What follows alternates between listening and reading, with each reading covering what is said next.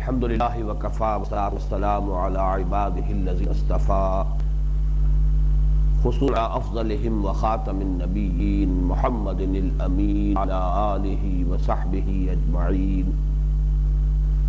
أبا فقد قال الله تبارك وتعالى كما ورد في آخر سورة الحديد: أعوذ بالله من الشيطان الرجيم بسم الله الرحمن الرحيم.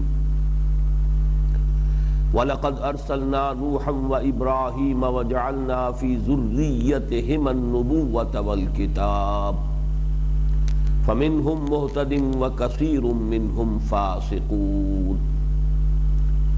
ثُمَّ قَفَّيْنَا عَلَى آثَارِهِمْ بِرُسُلِنَا وَقَفَّيْنَا بِعِيسَى ابْنِ مَرْيَمَ وَآتَيْنَاهُ الْإِنْجِيلَ وَجَعَلْنَا فِي قُلُوبِ الَّذِينَ اتَّبَعُوهُ رَأْفَةً وَرَحْمَةً وَرَهْبَانِيَّةً ابْتَدَعُوهَا مَا كَتَبْنَاهَا عَلَيْهِمْ إِلَّا ابْتِغَاءَ رِضْوَانِ اللَّهِ فَمَا رَعَوْهَا حَقَّ رِعَايَتِهَا فَآتَيْنَا الَّذِينَ آمَنُوا مِنْهُمْ أَجْرَهُمْ وَكَثِيرٌ مِّنْهُمْ فَاسِقُونَ.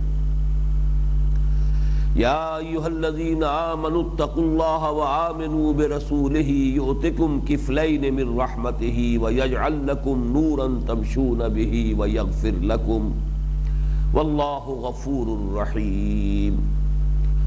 لِئَلَّا يَعْلَمَ أَهْلُ الْكِتَابِ أَلَّا يَقْدِرُونَ عَلَى شَيْءٍ مِّنْ فَضْلِ اللَّهِ وَأَنَّ الْفَضْلَ بِيَدِ اللَّهِ يُؤْتِيهِ مَن يَشَاءُ وَاللَّهُ ذُو الْفَضْلِ الْعَظِيمِ.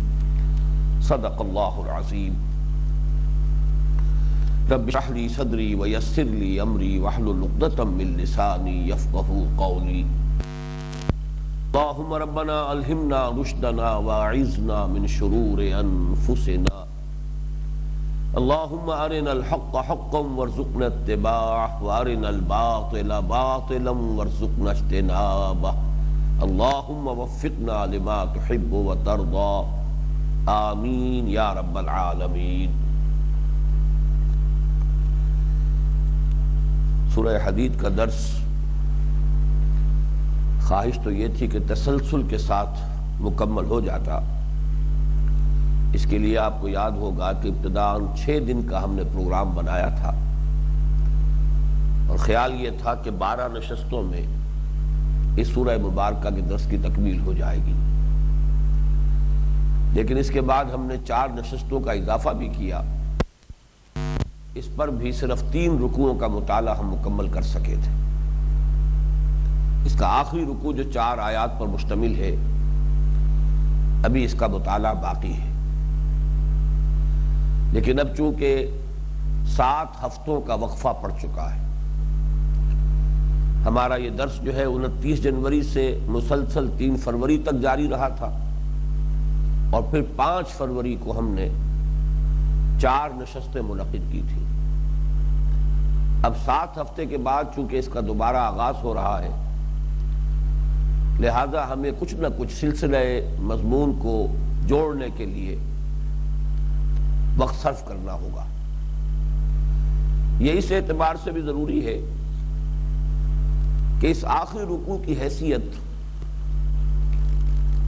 کسی مضمون کی تکمیل کے بعد بعض اوقات جو کسی اضافی وضاحت کی ضرورت ہوتی ہے، وہی نوعیت اس آخری رکوع کی ہے اس سورہ مبارکہ کے مکمل مضمون کے ساتھ. اس کو آپ یہ کہہ سکتے ہیں کہ جہاں تک سورہ حدید کا اصل مضمون ہے وہ 25 آیات میں پایہ تکمیل کو پہنچ گیا. البتہ ایک اندیشہ ہوا کہ اس کا ایک غلط نتیجہ نہ نکال لیا جائے، لہذا ایک وارننگ کے طور پر، تنبیہ کے طور پر، ایک ضمیمے کے طور پر، تکملے کے طور پر یہ 4 آیات بھی شامل کی گئی. اسی لیے آپ کو شاید یاد ہو کہ میں نے ایک لفظ استعمال کیا تھا، اگرچہ وہ لفظ قرآن حکیم کے لیے استعمال کیا جانا مناسب نہیں ہے، لیکن ہماری مجبوری ہے کہ افہام و تفہیم کے لیے ہمیں بعض ایسی اصطلاحات کو استعمال کرنا پڑتا ہے کہ جن سے ہم عام طور پر متعارف ہیں. اس کو بلا تشبیہ سمجھنا چاہیے کہ اس کے مفہوم کو جوں کا توں تو ہم منطبق نہیں کریں گے قرآن حکیم پر، لیکن یہ کہ کسی پہلو سے ایک مشابہت ضرور پیدا ہو جاتی ہے۔ جیسے کہا جاتا ہے کسی مضمون کے کلائمیکس کو پہنچ جانے کے بعد ایک اینٹی کلائمیکس کی حیثیت، اس طرح کا سا معاملہ ہے سورہ حدید کے اس چوتھے رکوع کی 4 آیات کا، اس کے بقیہ 3 رکوعوں کی 25 آیات کے ساتھ۔ اس لیے کہ 25ویں آیت جو ہے، جس کے بارے میں نے عرض کیا تھا، آپ کو یاد ہوگا کہ نہ صرف یہ کہ قرآن حکیم کی اہم ترین آیات میں سے ہے، بلکہ یہ کہ پوری دنیا میں جتنا بھی انقلابی لٹریچر موجود ہے، میں سمجھتا ہوں کہ اس میں جامع ترین اور اریاں ترین انقلابی نظریہ سورہ حدید کی اس 25ویں آیت میں ہے۔ اس کا حوالہ اب دوبارہ بھی آئے گا۔ بہرحال اب ہمیں چاہیے کہ ذرا ایک برڈز آئی ویو، تیزی کے ساتھ ایک طائرانہ نگاہ جو ہے اس سورہ مبارکہ کے مضامین پر ہم ڈال لیں۔ اس کے لیے جو میں نے اس کے مختلف حصے معین کیے تھے بالکل آغاز میں، اسی کے حوالے سے یہ تذکیر جو ہے، یاد دہانی یا دوبارہ ایک نگاہ بازگشت ڈالنا آسان ہوگا۔ یاد ہوگا کہ اس کا پہلا حصہ جو 6 آیات پر مشتمل ہے، پہلی آیت سے 6ٹھی آیت تک، اس کے بارے میں نے بارہا عرض کیا کہ قرآن حکیم میں ذات و صفات باری تعالیٰ کے بیان پر جامع ترین مقام بھی ہے، اور یہ کہ بلند ترین علمی سطح پر جو مشکل ترین مسائل ہیں ذات و صفات باری تعالیٰ سے متعلق، ان سے بحث کرتا ہے۔ اس حصے کی عظیم ترین آیت، اور یہ عجیب بات ہے کہ جو مختلف حصے میں آپ کے سامنے بیان کر رہا ہوں، ہر حصے میں کوئی نہ کوئی آیت ایسی آئی ہے کہ جس کی نظیر پورے قرآن مجید میں آپ کو نہیں ملے گی۔ پہلے حصے میں هو الاول والآخر والظاہر والباطن، یہ 4 اسماء اللہ تعالیٰ کے اور ان کے حوالے سے جو دقیق ترین مسئلہ ہے فلسفے کا، فلسفہ وجود، ماہیت وجود، خالق اور مخلوق کے مابین مناسبت، ربط الحادث بالقدیم، یہ گویا کہ ایک عنوان ہے فلسفے اور علم کلام کے اہم ترین اور مشکل ترین مسئلے کا۔ اللہ کی ذات قدیم، یہ کائنات حادث، ان دونوں کے مابین ربط کیا ہے، تعلق کیا ہے؟ بہرحال پہلا حصہ 6 آیات پر مشتمل ہے، مزید تفاصیل میں جانے کا موقع نہیں۔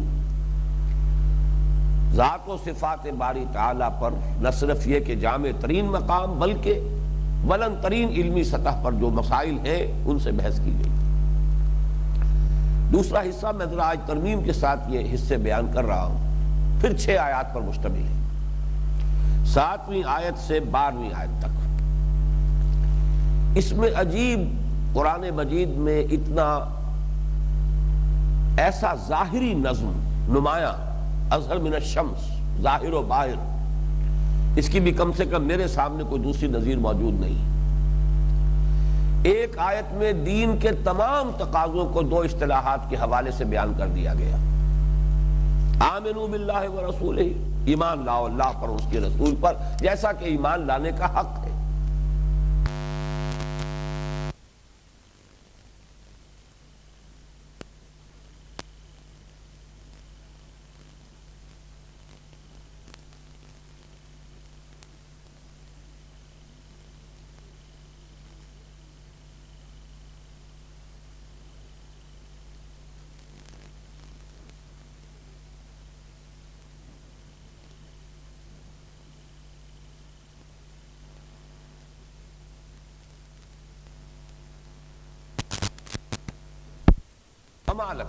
وما لکم لا تؤمنون باللہ، تمہیں کیا ہو گیا ہے، کیوں ایمان نہیں رکھتے جیسے کہ ایمان کا حق ہے؟ وما لکم الا تنفقوا فی سبیل اللہ، تمہیں کیا ہو گیا، کیوں نہیں خرچ کرتے اور کھپاتے اللہ کی راہ میں جیسا کہ خرچ کرنے کا اور کھپانے کا حق ہے؟ پھر ایک ایک آیت میں ترغیب کا انداز، اگر اپنے باطن میں جھانکو اور یہ محسوس کرو کہ ایمان واقعی اور حقیقی ایمان تو نہیں ہے، تو دیکھو رجوع کرو، جو منبع ایمان ہے هو الذی ينزل على عبده آیات بینات لیخرجکم من الظلمات الی النور، یہ قرآن موجود ہے، اس کی آیات بینات سے اپنے سینے کو منور کرو، ایمان حقیقی کی نعمت تمہیں یہاں سے مل جائے گی۔ اور پھر یہ کہ انفاق کے لیے بہت ہی جو انداز ہو سکتا ہے ترغیب کا، سب سے زیادہ فصاحت و بلاغت کا انداز، جس کے لیے میں نے وہ غالب کا مصرع آپ کو سنایا تھا کہ کون ہوتا ہے حریف میں مرد اپنے عشق، من ذا الذی یقرض اللہ قرضا حسنا، کون ہے تم میں سے جو ہمت کرے اللہ کو قرض حسنا عطا کرے۔ اب یہ 5 آیتیں ہو گئیں، چھٹی آیت کو میں جب اس مرتبہ اسی دوسرے حصے میں شامل کر رہا ہوں، وہ یوں سمجھیے کہ ایک مضمون سے، ایک آیت سے جو 2 حصے شروع ہوئے، پھر دونوں باتوں پر 2 آیات پھر ایک آیت میں لا کر جمع کر دیا گیا۔ یہ دونوں تقاضے جو شخص پورے کر دے گا، اس کا ظہور ہوگا قیامت کے دن میدان حشر میں، اس کو نور ملے گا، نور ایمان جو اس کے سامنے کی طرف ہوگا، یسعی نورہم بین ایدیہم و بایمانہم، اور نور انفاق، داہنا ہاتھ جو ہے خاص طور پر نیک اعمال کے لیے اور خاص طور پر خرچ کرنے کے لیے، اس لیے کہ بڑی پیاری حدیث حضور نے فرمایا کہ اس طور سے اللہ کی راہ میں مال خرچ کرو کہ تمہارا داہنا ہاتھ جو دے وہ بائیں ہاتھ کے علم میں نہ آئے۔ یسعی نورہم بین ایدیہم و بایمانہم بشراکم اليوم جنات تجری من تحتہا الانہار۔ یہ دوسرا حصہ یہاں مکمل ہو گیا۔ تیسرا حصہ آیت نمبر 13 سے آیت نمبر 15 تک 3 آیات پر مشتمل ہے۔ اس کے لیے عنوان ہے تفریق المسلمین بین المؤمنین والمنافقین۔ دنیا میں جو لوگ مسلمان سمجھے جاتے تھے ان کے مابین ایک تمیز اور تفریق کی جائے گی۔ کوئی مرحلہ ہے جسے ہم پل صراط کے عنوان سے عام طور پر جانتے ہیں، میدان حشر کے مراحل میں سے کوئی ایک مرحلہ ہے۔ ایک چھلنی لگے گی کہ مسلمان گزارے جائیں گے، جو حقیقی ایمان سے بہرور ہوں گے وہ اس راستے سے گزر جائیں گے اور جنت میں داخل ہو جائیں گے، اور جو محروم تھے حقیقی ایمان سے بلکہ ان کے دلوں میں نفاق تھا، روگ تھا، بیماری تھی منافقت کی، وہ وہاں پر ٹھوکریں کھاتے ہوئے جہنم میں جا گریں گے۔ اور اسی کے ساتھ نفاق کے موضوع پر قرآن مجید کی جامع ترین آیت ہے جو اس مقام پر آئی۔ نفاق کا اصل سبب کیا ہے؟ وَلَٰكِنَّكُمْ فَتَنْتُمْ أَنفُسَكُمْ، انسان مال اور اولاد سے اس سے زیادہ محبت کرے جتنی کی محبت کرنی درست ہے۔ اگر یہ مال اور اولاد کی محبت انسان کے دل پر ضرورت سے زیادہ قابو پا لے تو گویا کہ انسان نے اپنے آپ کو اپنے ہاتھوں فتنے میں ڈال دیا۔ اب اس کے بعد مراحل ہے، وَلَٰكِنَّكُمْ فَتَنْتُمْ أَنفُسَكُمْ وَتَرَبَّصْتُمْ وَارْتَبْتُمْ وَغَرَّتْكُمُ الْأَمَانِيُّ حَتَّىٰ جَاءَ أَمْرُ اللَّهِ وَغَرَّكُمْ بِاللَّهِ الْغَرُورُ۔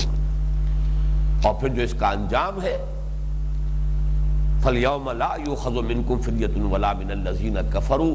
دنیا میں منافق اہل ایمان کے ساتھ گڑبڑ تھے، آخرت میں ان کا حشر کافروں کے ساتھ ہو۔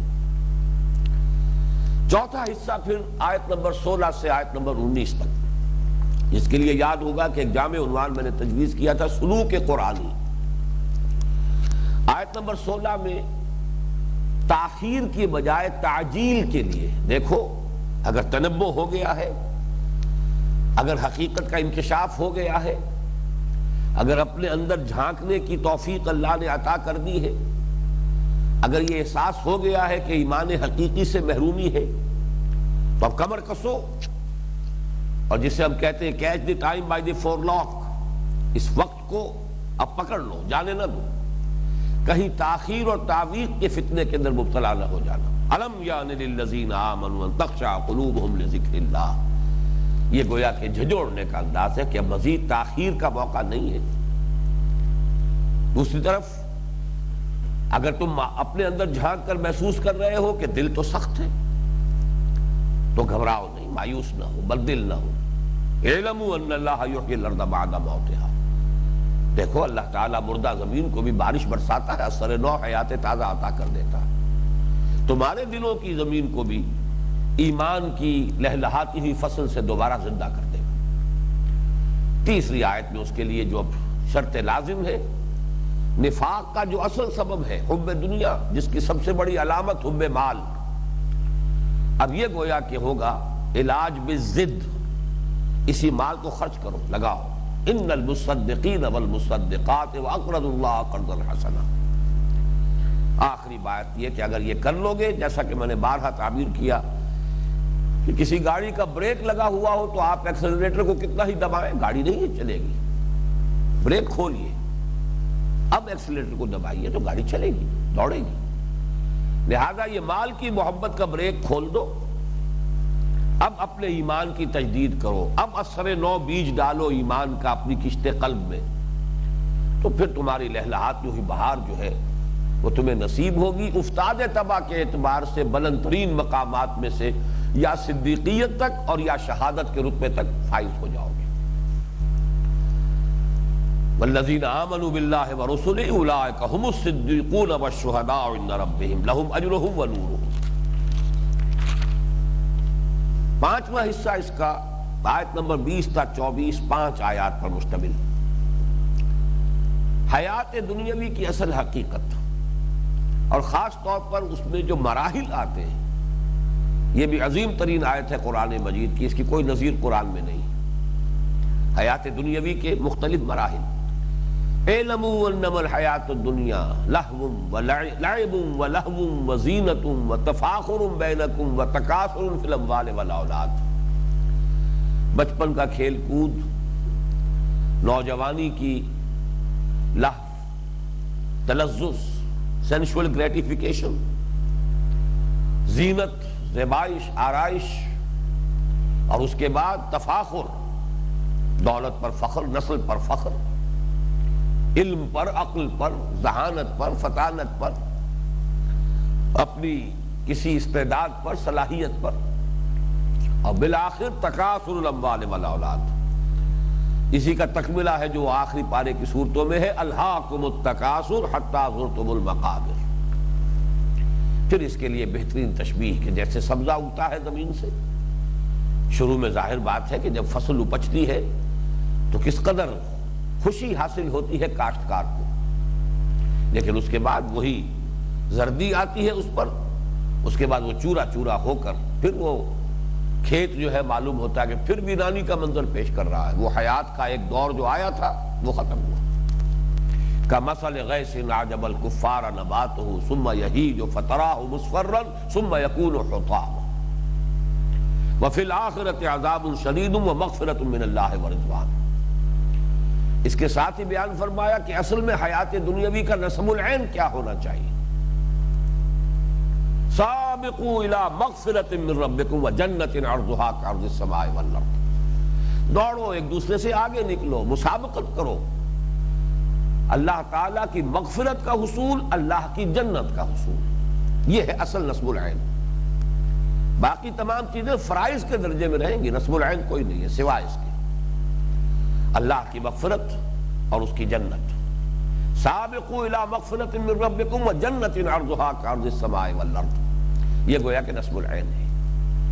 تیسرا اہم ترین مضمون جو اس حصے میں آیا، اس لیے کہ انسان بہت متاثر ہوتا ہے مصائب دنیاوی سے، تکالیف آ گئی، کوئی بیماری آ گئی، کوئی نقصان ہو گیا، کوئی عزیز فوت ہو گیا، یا یہ کہ جو دین کا زیادہ ثقیل تقاضا ہے، اقامت دین کی جد و جہد، اس میں انسان جو ہے مختلف خطرات، مختلف خدشات، مختلف اندیشے، جان و مال کے ضیاع کا خوف، اس سب سے نجات دلانے والی بات ما اصاب من مصیبت فی الارض ولا فی انفسکم الا فی کتاب من قبل ان نبرأھا۔ جو بھی تکلیف یا مصیبت آنی ہے وہ تو آ کر رہے گی، انسان اس سے کسی طور سے اپنے آپ کو بچا نہیں سکتا، وہ تو اللہ تعالیٰ کی طرف سے طے ہے۔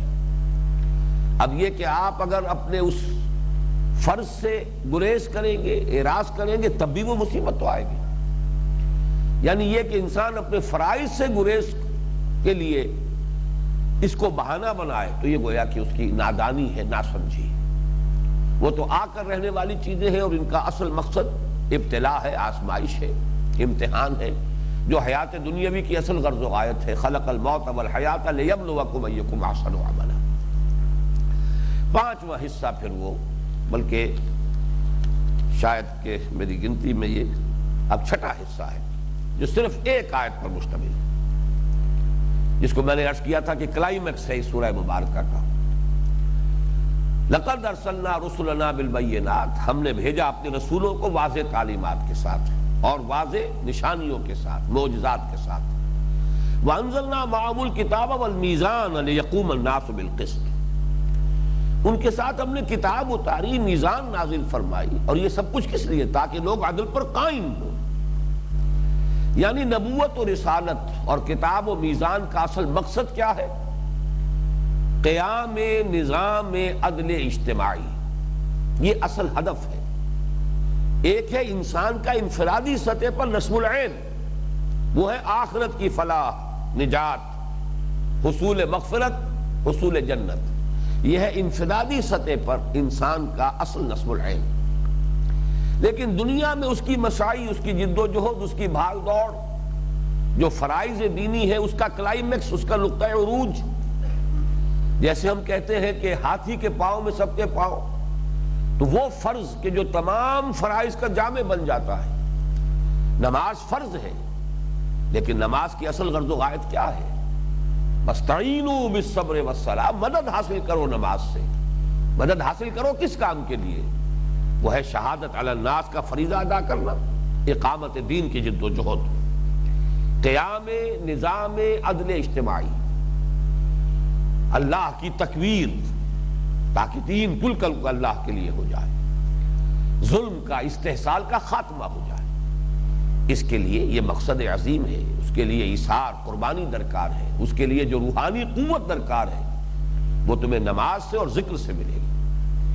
لہذا تمام چیزوں کا گویا کہ جسے ہم ملاک کہیں گے، وہ کہ جو تمام چیزوں کو جوڑ کر ایک وحدت بنانے والی شے، ملاک الحسنات، تمام نیکیوں کو جمع کرنے والی شے، نقطہ ماسکہ جو تمام حقائق کو جمع کر دیتا ہے، جوڑ دیتا ہے، شیرازہ بندی کرنے والا، وہ ہے در حقیقت لِيَقُومَ النَّاسُ بِالْقِسْطِ۔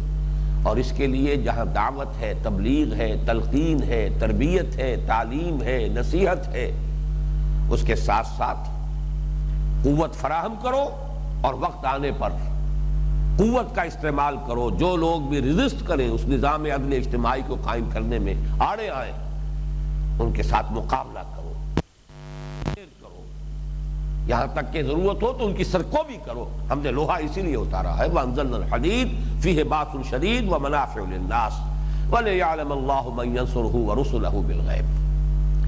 یہ ہے کلائمیکس اس سورہ مبارکہ کا۔ اب دیکھیے یہاں سے ایک بات سامنے آ رہی ہے، اور وہ یہ ہے کہ دین کی یہ شاہراہ تدریجاً جو ہم نقطہ عروج تک پہنچے، شیطان ظاہر بات ہے کہ انسان کا ازلی دشمن ہے، اور شیطان کا معاملہ یہ نہیں ہے کہ وہ ایک ہی ہتھیار سے سب کو شکار کرنا چاہے۔ مختلف لوگوں کو اور مختلف ذہنی سطح کے لوگوں کو اور مختلف افتاد طبع کے لوگوں کو وہ مختلف حربوں سے زیر کرتا ہے۔ کوئی شخص ایمان، عمل صالح، نیکی، اس کی منزلیں طے کرتا ہوا آیا، آخری منزل سے اسے ہٹانے کے لیے آخری حربہ اس کے پاس کیا ہے؟ شیطان کا اغوا اور اذلال، کہ اس کی جد و جہد کو اس اقامت دین کے رخ سے موڑ کر اپنی ہی ذات کو رگڑے جاؤ، اسی کو مانجے جاؤ، اسی کو سوارے جاؤ، مست رکھو ذکر و فکر صبح گاہی میں اسے، پختہ تر کر دو مزاج خانقاہی میں اسے، تاکہ نظام باطل کو چیلنج نہ کرے، میرے استبداد اور میرے استیلاء اور میری حکومت اور میرا غلبہ جو ہے اس کے لیے چیلنج نہ بن جائے۔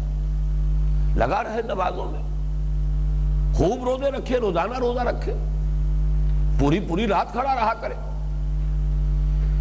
اور برائیوں سے، حرام سے بچنے میں نہایت تعمق کرے، نہایت خردہ گیری اور خردہ بینی سے کام لے، لیکن میرے مقابلے میں نہ آئے، میرے نظام کو چیلنج نہ کرے، استحصالی اور استبدادی نظام کے لیے خطرہ نہ بنے۔ یہ ہے گویا کہ آخری درجے میں کہ ایک شخص اگر یہاں تک آ گیا، اس نے اللہ کو پہچان لیا، آخرت کو جان لیا، طے بھی کر لیا ہے کہ مجھے اللہ ہی کی رضا حاصل کرنی ہے، نصب العین بھی درست ہو گیا ہے، پھر یہ کہ اپنے نفس کے ہتھ کنڈوں سے اس درجے بھی اس نے آزادی حاصل کر لی ہے، گناہوں سے بچ رہا ہے، حرام خوری سے اجتناب کر رہا ہے، فواحش اور منکرات سے بچ گیا ہے، یہ سارے ہفت خواہ طے کر چکا ہے۔ آخری مرحلے پر جو اڑنگا ہے اور آخری مرحلے پر جو داؤ شیطان لگاتا ہے وہ یہ ہے کہ اب اس کا رخ موڑو، ذاتی اصلاح ہی کے اندر لگائے رکھو، رگڑے جائے مانجے جائے اپنے آپ کو، اپنے باطن ہی کے اندر اس کو منہمک کر رکھو، تاکہ کہیں یہ نظام کی اصلاح کے لیے میدان میں نہ آ جائے۔ مست رکھو ذکر و فکر صبح گاہی میں اسے، پختہ تر کر دو مزاج خانقاہی میں اسے۔ یہ ہے در حقیقت شیطان کا آخری حربہ جو نیک لوگوں پر وہ آزماتا ہے، اور ان کی نیکی کو بدی کے لیے چیلنج نہیں بننے دیتا، بلکہ اسے ان کی انفرادی نیکی کی حد تک محدود کر کے رکھ دیتا ہے۔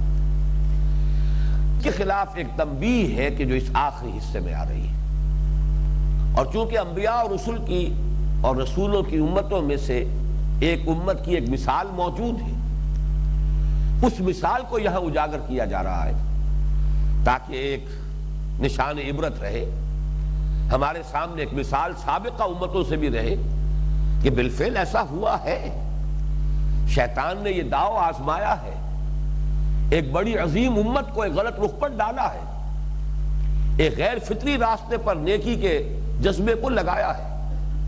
اس کی مثال، اور یہ ہے در حقیقت حضرت عیسیٰ علیہ السلام کے جو پیروکار تھے، جنہوں نے اپنی اسی ذاتی انفرادی نیکی کے غلبے اور غیر معتدل تصور کے تحت رہبانیت کا نظام جو ہے ایجاد کیا، اور اس بدعت کے نتیجے میں پھر جو بھی اس کے اثرات ہوئے وہ سامنے آئے، وہ میں بعد میں بیان کروں گا۔ اس سے جو نظم ہے، اس کا جو ربط ہے، در حقیقت میں چاہتا تھا کہ اس کو آپ اچھی طرح سمجھ لیں کہ اس کلائمیکس کے بعد کہ لَقَدْ أَرْسَلْنَا رُسُلَنَا بِالْبَيِّنَاتِ وَأَنزَلْنَا مَعَهُمُ الْكِتَابَ وَالْمِيزَانَ لِيَقُومَ النَّاسُ بِالْقِسْطِ وَأَنزَلْنَا الْحَدِيدَ فِيهِ بَأْسٌ شَدِيدٌ وَمَنَافِعُ لِلنَّاسِ وَلِيَعْلَمَ اللَّهُ مَن يَنصُرُهُ وَرُسُلَهُ بِالْغَيْبِ۔ اللہ تو چاہتا ہے کہ اس کے وفادار بندے لوہے کی طاقت ہاتھ میں لے کر میدان میں آئیں اور اللہ کی مدد بھی کریں، اللہ کے رسولوں کی مدد بھی کریں۔ دین اللہ کا ہے، اسے قائم کرنے کی جدوجہد گویا کہ اللہ کی مدد ہے، اور چونکہ رسول کو بھیجا ہی اس لیے گیا ہے کہ اس دین کو غالب کرے، لہذا یہ گویا کہ رسول کی بھی مدد ہے۔ وہی جو سورہ صف کی آخری آیت ہے، یا ایھا الذین آمنوا کونوا انصار اللہ کما قال عیسی ابن مریم للحواریین من انصاری الی اللہ۔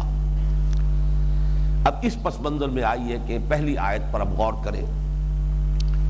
وَلَقَدْ أَرْسَلْنَا نُوحًا وَإِبْرَاهِيمَ وَجَعَلْنَا فِي ذُرِّيَّتِهِمَا النُّبُوَّةَ وَالْكِتَابَ فَمِنْهُمْ مُهْتَدٍ وَكَثِيرٌ مِّنْهُمْ فَاسِقُونَ۔ پہلی بات تو یہ نوٹ کیجئے کہ یہ ایک بڑی پرشکوہ تمہید ہے اس بحث کے لیے۔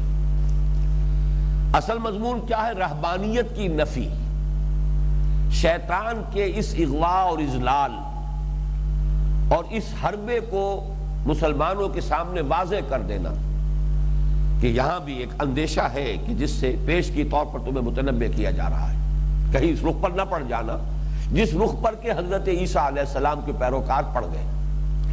تو گویا کہ اصل تو مقصود ہے حضرت عیسیٰ کا تذکرہ، لیکن قرآن کا یہ اسلوب ہے کہ پھر ایک بڑی پرشکوہ تمہید سے بات شروع کی جا رہی ہے۔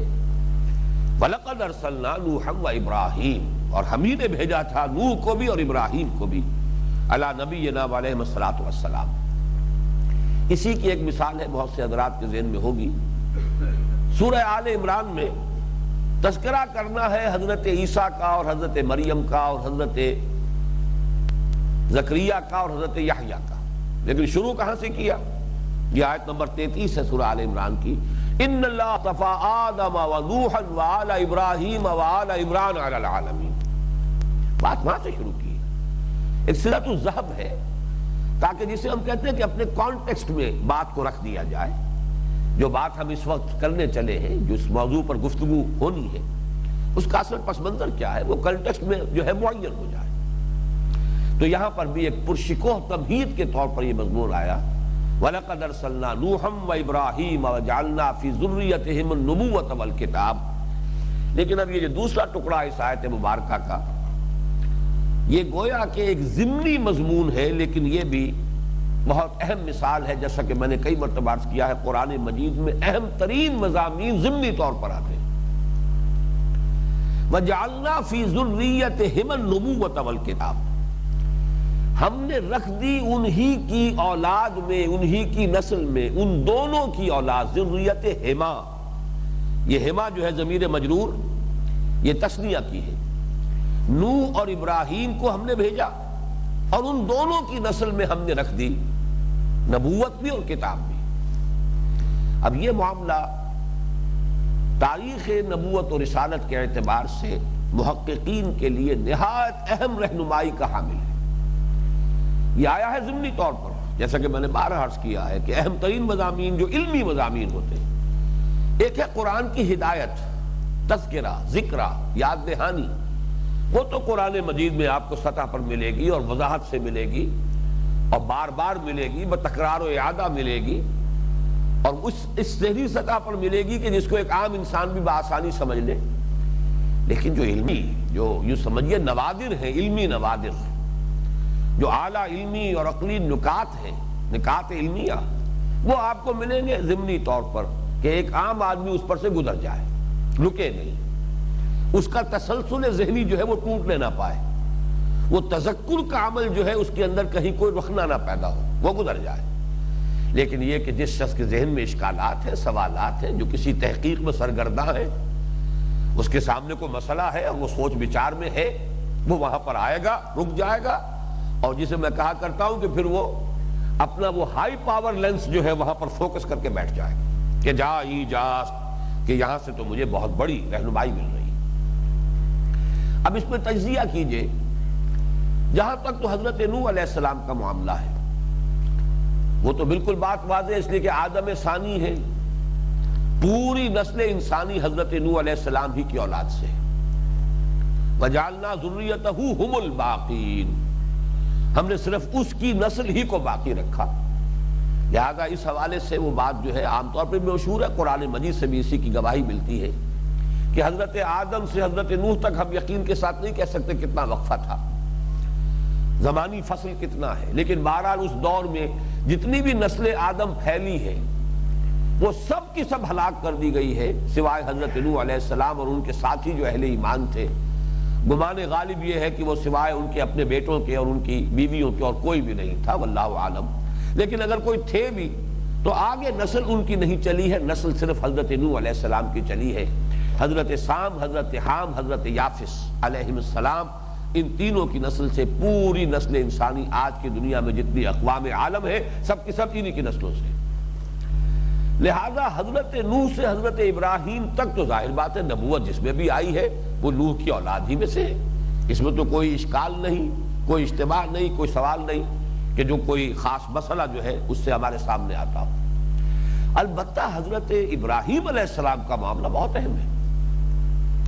ظاہر بات ہے کہ حضرت ابراہیم علیہ السلام کے بعد جہاں ان کی نسل آگے چلی ہے، وہاں یہ کہ حضرت سام کی بھی اولاد کی اور بہت سی شاخیں ہیں، بہت سی اقوام ہیں، پھر حضرت حام کی اولاد ہے اور اس کی نسلیں ہیں، اس کی شاخیں ہیں، اقوام عالم ہیں، پھر حضرت یافس ہے، ان کی اولاد ہے، ان کی نسلیں ہیں، ان کے قبائل ہیں۔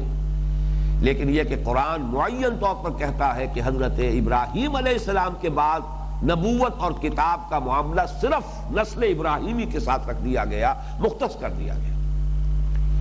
اور جیسا کہ میں نے بارہ عرض کیا ہے کہ اہم مضامین قرآن مجید میں کم سے کم 2 جگہ ضرور آتے ہیں، لہذا اس کی جو دوسری، اس کا جو مثنیٰ ہے اس مضمون کا، وہ سورہ عنکبوت کی آیت نمبر 27 ہے، اور وہاں تعین کے ساتھ واحد کے صیغے میں حضرت ابراہیم علیہ السلام کے بارے میں یہ بات کہی گئی، وَوَهَبْنَا لَهُ إِسْحَاقَ وَيَعْقُوبَ وَجَعَلْنَا فِي ذُرِّيَّتِهِ النُّبُوَّةَ وَالْكِتَابَ، ہم نے ابراہیم کو اسحاق جیسا بیٹا عطا کیا، یعقوب جیسا پوتا عنایت فرمایا، اور ہم نے صرف اس کی نسل ہی میں رکھ دی نبوت اور کتاب۔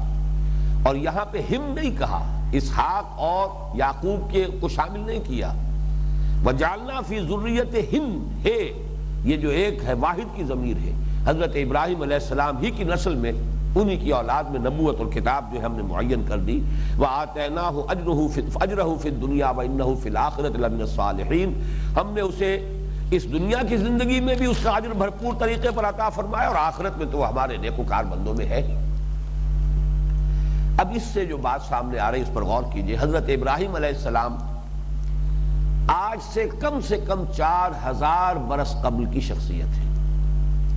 میرا اندازہ اس سے زیادہ کا ہے، 4 سے 4500 تک، اس لیے کہ ایکسوڈس جو ہوا ہے بنی اسرائیل کا مصر سے، یہ تقریباً معین ہے کہ 1400 قبل مسیح سے لے کر 1300 قبل مسیح تک کا درمیان کا زمانہ ہے۔ ہو سکتا ہے 1350 قبل مسیح میں ہو، 1400 قبل مسیح میں ہو۔ گویا کہ 3400 برس تو ہو چکے ہیں حضرت موسیٰ علیہ السلام کو۔ اب ان سے پہلے کئی 100 برس گزرے ہیں حضرت یوسف علیہ السلام اور حضرت موسیٰ علیہ السلام کے مابین، کہ جس کے دوران یوں سمجھئے کہ صرف 70-72 افراد کا قافلہ جو داخل ہوا تھا مصر میں، وہ 12 لاکھ کی تعداد میں نکلا ہے مصر سے۔ اب اس میں وقت لگا ہے، یہ میں سمجھتا ہوں کہ کم سے کم 500 برس کا معاملہ ہے، جن میں سے 200-250 برس ان کے بڑے عیش و آرام میں گزرے ہیں، جیسے کہ پیرزادے ہوتے ہیں۔ اس لیے کہ حضرت یوسف علیہ السلام سے جو عقیدت ہو گئی تھی اس وقت کے شہنشاہ مصر کو، اس کے نتیجے میں، اور کچھ دوسرے اس کے تاریخی عوامل اور بھی تھے، چونکہ وہ ہکسوس کنگز تھے، وہ اصل قبطی النسل لوگ نہیں تھے، بلکہ وہ کہیں عرب ہی کے علاقے سے آئے تھے، لہذا انہیں ضرورت تھی کہ کوئی جو ایسی قوت یہاں موجود رہے کہ جو یہاں کی لوکل پاپولیشن جو ہے قبطی نسل، اس کے لیے گویا کہ کاؤنٹر ویٹ کی حیثیت سے، جیسے آج بھی ضرورت محسوس ہوتی ہے حکمرانوں کو، تو یہ اس کی ایک سیاسی مصلحت بھی ہو سکتی ہے۔ دوسری طرف حضرت یوسف کی گرویدگی، عقیدت مندی کا بھی یہ اس کا نتیجہ تھا کہ بہترین علاقہ جو جشن کا علاقہ کہلاتا ہے، نہایت زرخیز، وہاں پر انہیں آباد کیا گیا۔ لیکن اس کے بعد جب یوں سمجھیے کہ قومی انقلاب وہاں آ گیا، سنز آف دی سوائل جو تھے قبطی نسل کے لوگ، انہوں نے ہکسوس کنگز کا تختہ الٹ دیا، اور پھر وہاں پر فرائنہ کا دور دوبارہ آ گیا، تو اس کے بعد وہی لوگ کہ جو پہلے منظور نظر تھے، پریویلیج تھے، وہی پرسیکیوٹڈ ہو گئے۔ اب وہ گویا کہ دشمن کا جو ساتھی تھا وہ تو پھر دشمن ہے۔ سابقہ حکمرانوں کے جو منظور نظر تھے، اب ان کے اوپر جو ہے عتاب کا دور آیا، اور یہ دور جو ہے یہ بھی بڑا طویل دور ہے۔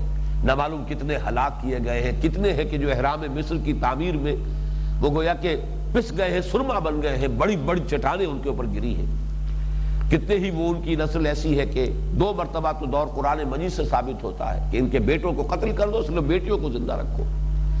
اس کے باوجود 12 لاکھ کی تعداد ہے جو ایکسوڈس کے وقت خروج جو ہوا ہے مصر سے، اس میں 12 وقت گزرا ہے۔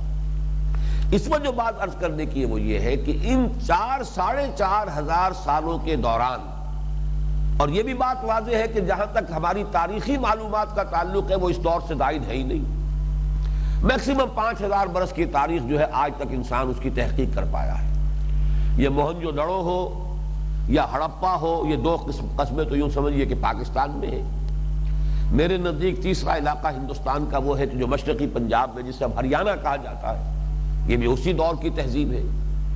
یہی دور ہے کہ جو یہ مصر میں اور عراق کے اندر انسانی تہذیب کے آثار ملتے ہیں۔ اس سے زیادہ پرانی تاریخ جو ہے ابھی تک ہمارے جو ذرائع ہیں عام تحقیق کے اور اکتشافات کے، وہ اس سے آگے نہیں پہنچ پائے۔ لیکن ان 4,000-4,500 سالوں کے دوران نبوت کا معاملہ صرف نسل ابراہیمی میں ہو سکتا ہے ان 2 آیات کی روح سے۔ یہ ہے در حقیقت کہ جو ایک بہت بڑا مسئلہ پیدا ہوتا ہے۔ ایک طرف قرآن یہ کہتا ہے کہ وَإِن مِّن قَرْيَةٍ إِلَّا خَلَا فِيهَا نَذِيرٌ، کوئی ایسی بستی نہیں ہے کہ جس میں کوئی نہ کوئی خبردار کرنے والا نہ گزرا ہو۔ یہ سورہ فاطر کی آیت نمبر 24 ہے۔ پھر سورہ رعد میں فرمایا وَلِكُلِّ قَوْمٍ ہاد، ہر قوم کے لیے ہم نے ہادی بھیجے۔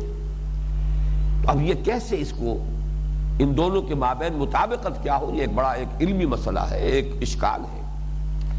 اس کا حل ایک تو یہ ہے کہ باقی دنیا کی جتنی بھی تہذیبیں ہیں جو ہمیں مثلا چین کی تہذیب نظر آتی ہے، بڑی قدیم تہذیب ہے، اور یہ ہمیں معلوم ہے کہ حضرت یافس کی نسل ہے جو آباد ہوئی ہے۔ چین ہے، روس ہے، سینٹرل ایشیا کا یہ علاقہ کہ جو وسطی جو سلسلہ کو ہے اس سے پرے جو آباد تھے، یا یہ یورپ کے جو میدانی علاقہ ہے، والگا کا علاقہ ہے، پھر ادھر سے نارڈک ریسز ہیں جو سے اتر کر پھر آئی ہیں مغربی یورپ کے اندر، یہ سب حضرت یافس کی نسل سے۔ اسی طریقے سے حضرت حام کی نسل میں ہند و سندھ، یہ ایران اور ہند اور سندھ ادھر، اور ادھر سے وہ جو شمالی افریقہ کا علاقہ ہے قبط اور سوڈان، یہ حضرت حام کی اولاد میں سے ہے۔ حضرت سام کی اولاد ہے کہ جو اس ٹرائنگل میں نیچے اتر گئی ہے۔ میں اپنے دورہ ترجمہ قرآن میں بھی اس کی وضاحت کر چکا ہوں کہ آج کل کا جو علاقہ کردستان کہلاتا ہے، یہ حضرت نوح علیہ السلام کی قوم کا مسکن ہے، جس کو جزیرہ بھی کہتے ہیں۔ فرات اور دجلہ کے درمیان شمال میں جا کر وہ علاقہ کافی چوڑا ہو جاتا ہے۔ یہاں پر حضرت نوح علیہ السلام کی جو بعثت ہوئی ہے اور قوم وہاں اس وقت تک وہی آباد تھی۔ وہاں سے نیچے جنوب کی طرف جزیرہ نماء عرب تک جو قومیں اتر گئی ہیں، یہ حضرت سام کی اولاد ہے۔ چنانچہ اس میں عراقی لوگ بھی آتے ہیں، شام کے لوگ بھی آتے ہیں، اور جزیرہ نماء عرب پورا کا پورا جو ہے اس کے لوگ بھی آتے ہیں۔ یہ حضرت سام کی اولاد ہے۔ تو جیسے حضرت ابراہیم سے قبل حضرت سام کی اولاد میں قرآن مجید تذکرہ کرتا ہے بار بار حضرت ہود کا، قوم ہود یعنی قوم عاد جن میں کہ حضرت ہود علیہ السلام بھیجے گئے، پھر قوم سمود جن میں حضرت صالح علیہ السلام بھیجے گئے، حضرت ابراہیم سے قبل کے ہیں۔ تو سامی نسل کے اندر بھی بہت سے انبیاء آئے ہیں، لہذا حضرت ابراہیم سے قبل حضرت حام کی اولاد میں اور حضرت یافس کی اولاد میں بھی انبیاء کا ہونا بالکل قرین قیاس ہے، لیکن چونکہ ریکارڈ موجود نہیں، لہذا ہمیں کچھ حکماء کا تذکرہ تو ملتا ہے۔ کنفیوشس کوئی بڑا حکیم انسان، دانا انسان تھا، لیکن یہ کہ نبوت اور رسالت کے ساتھ اس کا کوئی رشتہ تھا، کوئی تعلق تھا، یہ ہمارے اس کے لیے کوئی ثبوت موجود نہیں۔ اسی طریقے سے ہندوستان میں، اب جیسا کہ میں نے اس سے پہلے بھی عرض کیا ہے، غالباً دورہ ترجمہ قرآن میں زیادہ وضاحت سے بیان کیا ہے، ہندوستان کے ایک عالم دین شمس نوید عثمانی، انہوں نے کتاب لکھی ہے اور انہوں نے ایک نظریہ پیش کیا ہے جو بہت مدلل ہے، اور انہوں نے سابقہ جو ہندوستان کی پرانی کتابیں مذہبی ان کے حوالوں سے، سنسکرت کے اشلوکوں کے حوالے سے ثابت کیا ہے کہ حضرت نوح علیہ السلام کی نسل جو ہے اور حضرت نوح علیہ السلام کے ماننے والے مہانو کا تذکرہ جو ہے ان کے ہاں موجود ہے، اور منو کے نام سے وہ مخفف ہو جاتی ہیں چیزیں۔ تو مہانو جو ہے، نوح، بڑے نوح، دی گریٹ نوح، ان کا لفظ جو ہے وہ ہوتے ہوتے وہ منو ہو گیا، اور منو سمرتی جو ہے وہ ایک کتاب حضرت نوح علیہ السلام کو جو اللہ نے صحیفے دیے تھے، ان کو جو شریعت عطا کی تھی، گویا کہ اس کے جو بھی باقیات و صالحات ہیں وہ وہاں پر اس شکل میں موجود ہیں۔ یہ تمام چیزیں عین ممکن ہیں، قرین قیاس ہیں، کوئی شے قرآن مجید کی جو بنیادی ہدایت ہے اس میں ایسی نہیں ہے جو اس سے ٹکراتی ہے۔ اس کے علاوہ جیسا کہ میں نے عرض کیا ہے، ان 4500 سالوں کے دوران عین قرین قیاس ہے کہ حضرت ابراہیم علیہ السلام کی بھی کوئی نسل وہاں پہنچی ہو، اس کی کوئی شاخ پہنچی ہو، اس لیے کہ حضرت اسحاق علیہ السلام کے 2 بیٹوں کا تذکرہ آتا ہے، حضرت عیسی یا عیسو اور حضرت یعقوب، بلکہ حضرت یعقوب یہ دونوں توام پیدا ہوئے ہیں، جڑواں یہ بھائی تھے۔ پہلے حضرت عیسو یا عیس کی ولادت ہوئی ہے، اور یعقوب کا نام ہی یعقوب اس لیے کہ عقب میں پیدا ہوئے، اور یعقوب اپنے بھائی عیسو کی ایڑیاں پکڑے ہوئے تولد ہوا، تو اس لیے عقب میں آنے والا یعقوب ہے۔ تو یعقوب کی نسل تو پوری، چونکہ بنی اسرائیل کی تاریخ جو ہے، انبیاء بنی اسرائیل، یہ تو ہمیں اولڈ ٹیسٹمنٹ کے ذریعے سے ملتی ہے، لیکن حضرت عیسی کا کیا معاملہ ہوا اس سے تاریخ جو ہے خاموش ہے۔ ان کی اولاد ادومی کہلاتی ہے، ادوم کا علاقہ، اور یہ ادومی کا لفظ جو ہے ہندوستان کے ناموں میں کثرت کے ساتھ ملتا ہے۔ تو کوئی عجب نہیں کہ حضرت عیسی کی نسل جو ہے وہ اس علاقے میں آ کر آباد ہوئی، اور ان میں بھی نسل کے اندر کوئی نبوت اور رسالت آئی۔ پھر یہ کہ جو last tribes of the house of Israel ہے، جو ایکسوڈس ہوا ہے 1400 قبل مسیح میں، اس کے بارے میں بھی گمان موجود ہے کہ ان کے کچھ قبائل جو ہے وہ آئے ہوں اور یہاں آ کر آباد ہو گئے ہوں، اور مجھے تو گمان غالب کی حد تک محسوس ہوتا ہے کہ برہما کا تصور اور برہمن کا تصور جو ہے وہ در حقیقت حضرت ابراہیم علیہ السلام ہی کے ساتھ اس کا کوئی رشتہ ہے۔